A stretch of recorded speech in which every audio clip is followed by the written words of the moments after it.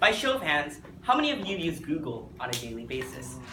Well, what if I told you that everything you can possibly search on Google only scrapes the surface of the entire internet? There's a part of the internet called the deep web, and I'm here to tell you all about it. In a world where the internet dominates our lives, we should learn to be more aware of the dangers that lurk within its depths. And while I've never ventured into the deep web myself, I have researched about the topic quite extensively. Knowing more about the deep web will allow you to understand how it affects you and your surrounding peers. So for the next few minutes, I'd like to first explain what the deep web is, next share the ways that's used, and finally describe its overall impact on society. So first, let's begin by defining what the deep web is.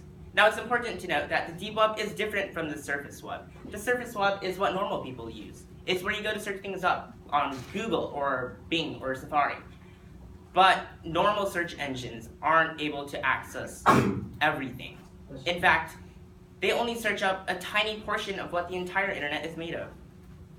According to a 2013 article by managing editor of Technology Personalized, Radu Tirsana states that the deep web is almost 500 times larger than the surface web. Now, in order to better understand this, we can use an analogy that computer scientist Mike Bergman came up with. Searching the internet is like dragging a net across the ocean, the surface of the ocean, that is. A great deal may be caught in the net, but there's still a wealth of information that is deep and therefore missed. Another way to look at this is through the iceberg analogy. The tip of the iceberg represents the surface web, which is accessible to anybody. However, the majority of the iceberg that is submerged within the water represents the deep web, which isn't nearly as accessible. Now, you might be wondering, well, if normal search engines can't search up the deep web, then how do you even access it in the first place? In order to access the deep web, you need specific types of software. You might have heard of the Onion Router, or also known as Tor, which is one of the most popular ways of getting into the deep web. Of course, there are other types of software that allow you to get into the deep web, such as Freenet or the Invisible Internet Project. But Tor is by far the most popular means of getting into the deep web. Overall, getting into the deep web is quite easy, but that's just the first step. Knowing more about the information is where the interesting stuff happens. So, now that we've established what the deep web is, we can talk about the ways that it's used in society. So, the deep web can be used positively or negatively. Let's start with the positives. One thing that the deep web is great at doing is cloaking its users in anonymity. Take Tor, for instance. Tor uses a technique called onion routing, which covers messages and layers of encryption. These messages are then sent to random computers all around the world, and upon arriving at its receiver, it is then decrypted. Now, the sender remains anonymous because the layers of encryption block the sender's information, and even if the receiver were able to track down the computer that sent them the information, it would be a random person's and not the sender's. So, how is being anonymous useful?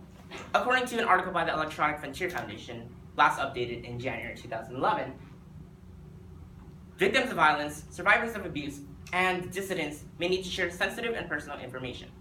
But the only way of doing so might be through anonymously. For all these people, securing anonymity can be a matter of life or death. But the deep web isn't always used positively. In fact, much of the deep web is devoted to illegal matters. There's an online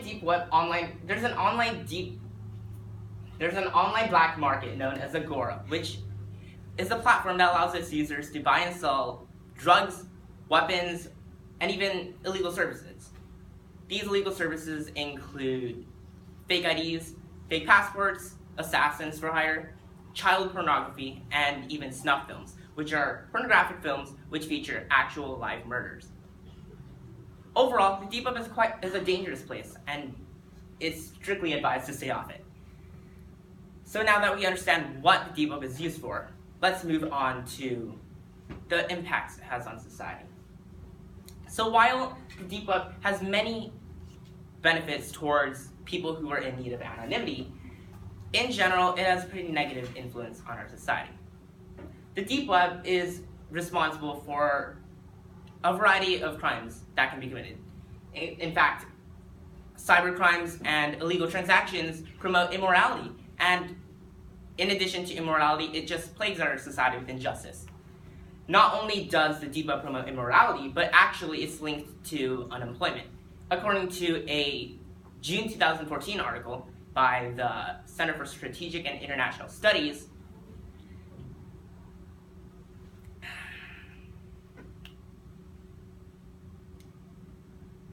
according to a June 2014 article by the Center for Strategic and International Studies, the deep web cybercrimes can come at the expense of as many as 200,000 American jobs. So in general, the deep web is responsible for a wide range of negative impacts on our society. So now that we have a strong foundation for what the deep web is and how it affects us, let's review what we've covered. First, I talked about knowing more about the deep web. Earlier I mentioned that knowing more about the deep web will allow you to understand how it impacts you and your surrounding peers. In this speech, I briefly explained what the deep web is, shared the many ways that it's used, and described its overall impact on society. So while many of you might be tempted to go onto the deep web to experience this entirely new world for yourself, it is strictly advised not to go on. It's important to understand that the deep web has significant impacts on our society. So the next time you find yourself Googling something, just remember that the internet is a lot bigger, darker, and deeper than you might think. Thank you.